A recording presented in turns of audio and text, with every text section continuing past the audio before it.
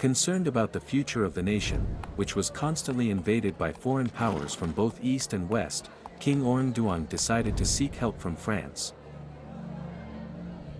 In 1853, King Orang Duong secretly sent a Khmer official to deliver a letter to Napoleon III of France through the French consul in Singapore. Unfortunately, the French ambassador, Mr. de Montigny, did not pay attention to delivering the Khmer king's letter to Napoleon, even though King Orang Duong had tried to send the letter twice. There was still no response from France. By 1856, after losing the war with England, France shifted its focus to expanding colonial territory in the Indochina region. The Franco-Siamese Treaty signed on August 15, 1856, not only strengthened the friendship between Siam and France, but also gave France the opportunity to seize Bangkok as a power base. This caused distress to the Siamese king Prat Jorm Klav Javu War, as France prepared to extend its power into Khmer while Siam already controlled half of Khmer territory. France's attempt to take control caused Siam great distress, leading to protests as Siam was still attached to the territory it had invaded from Khmer. During the fourth reign of King Prat Jorm Klav Javu War, he was more concerned about French encroachment than British influence. He tried to find ways to prevent France from influencing Siam. Moreover, he also tried to prevent Khmer from allying with France, even though he knew he couldn't stop French ambitions. Siamese policy at that time can be described as maintaining a triangular relationship, keeping friendly ties with both France and England, although later Siam would experience bitterness as France divided the Khmer territory it had controlled into sections. Finally, France dispatched Mr. de Montigny, their diplomatic official, to travel to Siam to arrange the signing of an alliance agreement with the Khmer kingdom at the request of King Orang Duong. The efforts to bring French colonial rule to Indochina became clearer when French politicians understood the importance of the Mekong region. They wanted to use this river as a new route to access China and Tibet, which was the dream of the great European powers. The abundant natural resources in Khmer's Tunnel Sap Lake, an inexhaustible source of fish, also increasingly attracted French interest as they saw the economic benefits that could be extracted from Khmer. Besides the Khmer Sovarnarpum territory located along the Mekong River, Khmer had many more invaluable natural resources of forests and gem sources such as sapphires, rubies, and the vast Pailin gems. These would provide enormous benefits to whoever became the owner of these natural resources. When the French ambassador Mr. de Montigny arrived in Siam, he revealed the plan to go to Khmer to sign a friendship treaty with King Orang Duong to the Siamese king. The Siamese king immediately understood the situation, that he was losing a vassal state that he had struggled to acquire, and sooner or later, the Khmer kingdom would inevitably withdraw from Siamese control. After receiving this news, the Siamese king dispatched an official to disguise himself as an ordinary traveler and board the same ship as the French ambassador to Khmer. His purpose was to monitor the situation, also to deliver a message from the Siamese king threatening the Khmer monarch not to sign a treaty with France.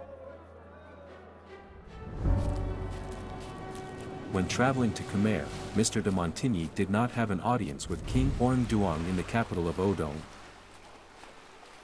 Instead, he docked in Kormpot province and sent a Catholic priest as his representative to meet with King Orang Duong on his behalf. Seeing the unreliability of the French in potentially helping to protect Khmer and also under pressure from Siam, King Orang Duong decided to dissolve this treaty. On September 1, 1858, French naval forces attacked the port of Da Nang, which is currently in Da Nang province of Vietnam and was formerly part of the Jarm Par kingdom once ruled by King Jayavarman VII, under the pretext of protecting Catholics there. Taking advantage of this opportunity, King Orang Duong hired a group of French soldiers led by Mr. Dedart de Lagri to help drive the Vietnamese out of the territories of Kornpong Korbe and Pre Noko. On February 17, 1859, the French occupied Pre Noko before expanding their colonial territory into Cochin-china, which was the Khmer Krom land of Khmer Empire that had been encroached upon by the Vietnamese. On October 19, 1860, King Orang Duong passed away at the age of 64. King Orang Duong had 3 sons, King Norodom, King Si Sovart, and King Si Vattar. The successor to the throne was King Norodom, who was the eldest son of King Orang Duong. After King Orang Duong's death, King Norodom was to ascend to the throne under the arrangements of the King of Siam, as King Norodom was living in Siam at that time. The King of Siam, Park Jorm Klav Javu, were appointed King Norodom, who was taking refuge in Siam to rule over Khmer. This decision displeased King Si Vattar, the youngest son who was living in Khmer at the time. King Si Vattar then went to Pre Vang province, in Bar Panam district, to gather troops and wait for an opportunity to seize the throne from his brother. Meanwhile, King Si Sovart remained in Siam. During this period, the Siamese King Park Jorm Klav Javu War, who corresponds to the Rart Tanart Kozine era, had the idea to dismantle Angkor Wat, the Khmer temple, and relocate it to Bangkok as a monument to showcase his own greatness. The royal chronicles of the Rart Tanart Kozine era describe the attempt to dismantle Angkor Wat. The king sent Park Suparn P. Sarn to lead experts to inspect Angkor Wat and Angkor Thom in the Angkor capital. Upon returning, Park Suparn reported to the king that the Angkor capital was full of massive and intricate temple structures that were impossible to dismantle. Hearing this, King Park Jorm Klav Javu then ordered the dismantling of Tar Prom temple instead, as it was of a more manageable size. The Siamese king intended to place one temple on Marhar Suvarn mountain and another at Wat Partom Varn. The event of dismantling Tar Prom temple, which employed 2,000 people, took place in 1860, coinciding with the beginning of King Noroddom's reign. There is no clear explanation as to why the Siamese king of the Fourth Reign ordered the dismantling of such a grand and magnificent Khmer temple. However, what's interesting is that the attempt to dismantle the temple structures at that time failed. The Siamese chronicles describe a shocking incident where about 300 Khmer soldiers emerged from the forest and opened fire on those who were dismantling the temple. This attack resulted in the death of Park Suparn P. Sarn, his son, and many others were killed or injured. From this point, one can deduce that during that period, there were still Khmer people living in the forests acting as guardians of their ancestral temple areas. These defenders were angered by foreign invaders attempting to destroy the valuable cultural heritage of their Khmer ancestors, leading them to fatally attack the intruders. After this incident, King Park Jorm Klav Javu halted his intentions to dismantle more Khmer temples. Instead, he ordered the construction of a small-scale replica of Angkor Wat to be placed in Wat Park Si Rart Tarnar Sartstrar Rarm in the Royal Palace in Bangkok, which can still be seen today. In 1862, the French governor named Pierre-Paul de la Grandière traveled to the Khmer capital of Odom to propose to the Khmer king to accept French protection against encroachment from neighboring countries.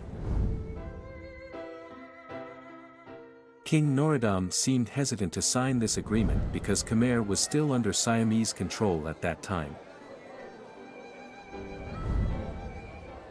Finally, on August 11, 1863, King Norodom agreed to place Khmer under French protectorate to defend against constant encroachment from Siam and Vietnam. This was done through a treaty signed by the French governor, Mr. de la Grandière.